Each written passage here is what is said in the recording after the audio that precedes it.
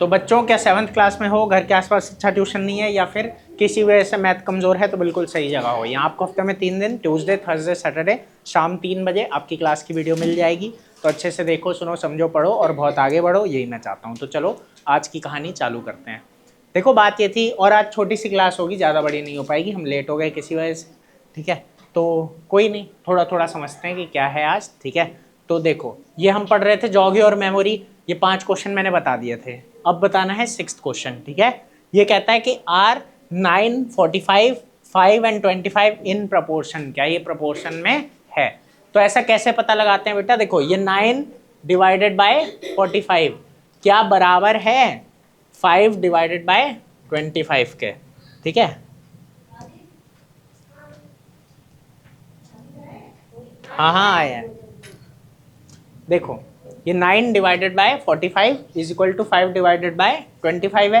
क्या ये बराबर है? कैसे पता लगेगा? काटो, इसे काटोगे तो क्या आएगा? 1/5। इसे काटोगे तो क्या आएगा? ये भी 1/5। समझ आया? तो जब काट के दोनों का सेम आ रहा है, ठीक है, मतलब ये प्रोपोर्शन में है। कोई दिक्कत है इस बात में? समझ आया? अगर अलग आ जाता तो प्रोपोर्शन में नहीं होते। अब देखो यहाँ पे कह रहा है प्रपोर्शन में फर्स्ट, सेकंड और थर्ड टर्म ये हैं 42, 24, 24 और 28। वो कह रहा है कि बताओ यहाँ पे क्या आएगा, फोर्थ टर्म क्या होगा? कौन कौन कर सकता है इसे खुद से? है कोई कर सकता है जो? कौन है, कौन है?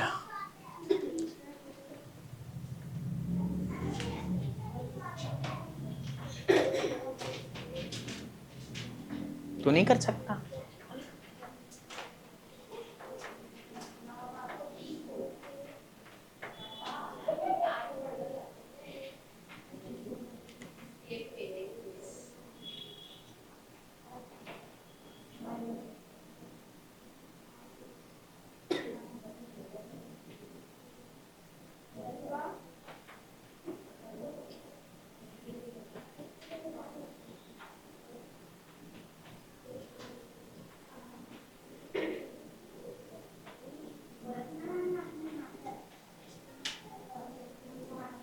हो गया सार्था? देखो प्रपोर्शन है ना, तो मतलब 42 divided by 24 is equal to, इसको x ले लेते हैं तो ये हो जाएगा 28 डिवाइडेड बाय x। इस बात में कोई दिक्कत? नॉर्मली देखो ये होता है कि क्रॉस मल्टीप्लाई होता है। क्या होता है? वैसे तो मैं तुमको डायरेक्ट भी दिखा देता दिमाग लगा के। दिमाग लगा के ऐसे करना है, देखो कि ये 42 और 24 है ना, ठीक है। 6 के टेबल से काटोगे तो ये आ जाएगा तुम्हारा 7 और ये आ जाएगा तुम्हारा 4। अगर ये 7/4 है तो ये भी क्या होना चाहिए? 7/4। अगर मैं इसे काटूं और यहाँ 7 आए, क्या आए? 7, ठीक है। तो किसके टेबल में 7 पे आता है? 28, 4 पे, है कि नहीं? ठीक है, 4 7 जा 28, तो नीचे भी क्या होगा? 4 4 जा 16। तो x की वैल्यू क्या है? किस किस को थोड़ा सा आ गया समझ में ये बात? दिमाग लगा के सबको आ गया? तुझे नहीं आया भाई? ये बोला देख 42/24 था ना, और इधर है 28। समझा? अभी बता दूंगा वो लिख के भी, वैसे अभी दिमाग लगाना था। देख इसे अगर तू काटेगा, 6 के टेबल से कटेगा तो 6 7 जा क्या आएगा? 42, और 6 के टेबल में 4 पे आता है 24, और तो नहीं कट सकता। ये आ रहा है 7/4। मैं कह रहा हूँ मुझे यहाँ भी अगर 7 चाहिए तो किससे काटूंगा? 4 से, हाँ या ना? अगर 4 से काट के 7 आएगा, मतलब यहाँ भी नीचे क्या होना चाहिए? नीचे काट के 4 आना चाहिए। तो किसे काटूंगा जो 4 आएगा? 4 से, तो 16 को। आई बात समझ में कि नहीं? इसलिए यहाँ पे क्या आना है? 16। आया कि नहीं? ठीक है। बाकी अगर वैसे है लिख के सीखना चाहते हो तो ये है, देखो क्या क्या वैल्यूज हैं। 42 है, 24 है, 28 है, और वो तुमसे चौथा टर्म पूछ रहा है। देखो क्या करना है, ऐसे लिखना है 42 divided by 24 is equal to 28 divided by x। इतनी बात समझ में आ रही है? अब यहाँ क्या करना होता है? इन दोनों को आपस में मल्टीप्लाई, 42 इंटू एक्स। इतनी बात आई समझ में? इन दोनों को आपस में मल्टीप्लाई 28 इंटू 24, ठीक है। अब जो x के साथ वाला है वो यहाँ डिवाइड में आ जाएगा। कहाँ आ जाएगा? डिवाइड में। 28 इंटू 24 डिवाइडेड बाय 42। कोई दिक्कत इतने में? अब इसको सॉल्व करोगे, मान लो इसे काटोगे 6 से, ठीक है, या अच्छा 6 से तो ये दोनों कटेंगे, ये 7 से कट सकता है, 7 से काट लो, 7 4 जा 28, ठीक है, 7 6 जा 42, ठीक है, उसके बाद 6 4 जा 24 और 4 4 जा 16। तो एक तरीका ये भी है कि इन दोनों को साथ लिखो, इन दोनों को साथ लिखो, इस वाले को यहाँ नीचे ले जाओ और फिर काट लो। आई बात समझ में? तो ये था आपका पूरा जॉग योर मेमोरी, ठीक है, पिछली क्लास का था, मतलब ये 6th क्लास का था, ठीक है, ठीक है भाई। अब देखो आगे, अब आता है हमारा इंट्रोडक्शन। देखो बेसिकली यही है, चैप्टर का नाम ही क्या है, कंपेयरिंग क्वांटिटीज। क्या है बेटा? Comparing quantities. तो यहाँ जब हम भी कंपेयर की बात करेंगे तो यहाँ वर्ड आएगा रेशियो। क्या आएगा? है ना, दो नंबर्स का कंपैरिजन या दो क्वांटिटीज का कंपैरिजन जिनकी यूनिट सेम है, जिनकी यूनिट सेम है। समझ आ रहा है कि नहीं? अगर कोई पूछता है कि रेशियो क्या है तो आप क्या बोलोगे बेटा? कंपैरिजन ऑफ टू नंबर्स, ठीक है, दो नंबर्स का कंपैरिजन है, ठीक है, या फिर quantities with same unit, with same unit. Unit same होनी चाहिए, यूनिट क्या होनी चाहिए? सेम। समझ आ रहा है कि नहीं बेटा? नहीं लिखो मत, बंद करो कॉपी, सुन लिया करो पहले मन लगा के। अभी लिख लो फिर बाद में आएगा नहीं, ठीक है, बैठे रहना फिर। कंपैरिजन ऑफ टू नंबर्स और क्वांटिटीज, ठीक है, विद सेम यूनिट।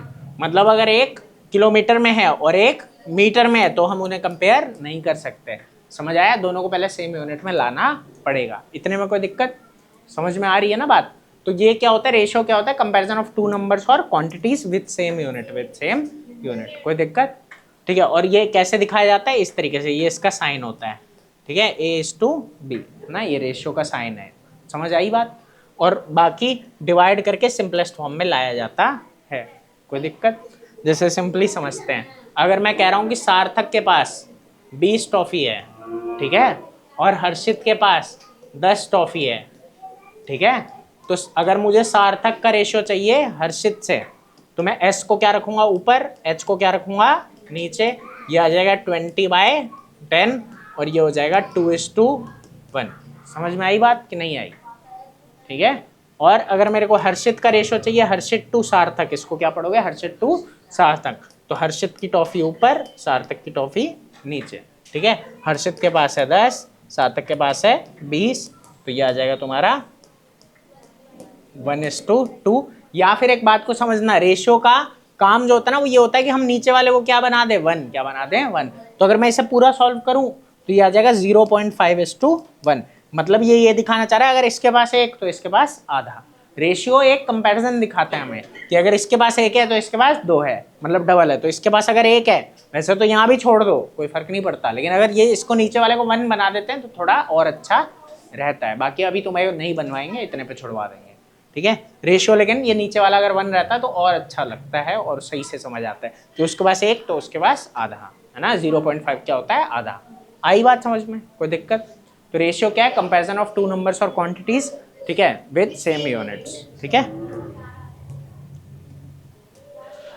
अब एक बात को देखो, यहाँ पे कह रहा है कि जो रेशियो है उसे रिप्रेजेंट कैसे करते हैं? ऐसे A/B करके, ठीक है, एंड रीड, और इसको रेड कैसे करते हैं? A/B, A/B। वही मैं बता रहा हूँ अभी, A/B करके इसको रीड किया जाता है, ठीक है। और ये जो A है इसे कहते हैं एंटीसीडेंट। क्या बोलते हैं बेटा? एंटीसीडेंट। और जो B है उसे कहते हैं कॉन्सिक्वेंट। समझ आ रही है बात? ठीक है, एंटीसीडेंट और कॉन्सिक्वेंट, याद रहेगा, ठीक है। और ये जो रेशियो है इनके टर्म्स, A और B को क्या बोलते हैं? टर्म्स। क्या बोलते हैं? टर्म्स, है ना, कि A एक टर्म है, B एक टर्म है, साथ में ले आए तो क्या बन गया? रेशियो। आई बात समझ में? ठीक है। और A जो है वो फर्स्ट टर्म या एंटीसीडेंट बोलते हैं, पहला टर्म है, और B जो है वो क्या है बेटा? सेकेंड टर्म है और कॉन्सिक्वेंट है। समझ में आई बात? अब देखो कैरेक्टरिस्टिक ऑफ रेशियो, कहता है कि रेशियो जो है वो दो थिंग्स को कंपेयर करता है, ये बात बताई थी, है ना, in the same unit of measure, जो कि सेम यूनिट ऑफ मेजर में होती है। कोई दिक्कत?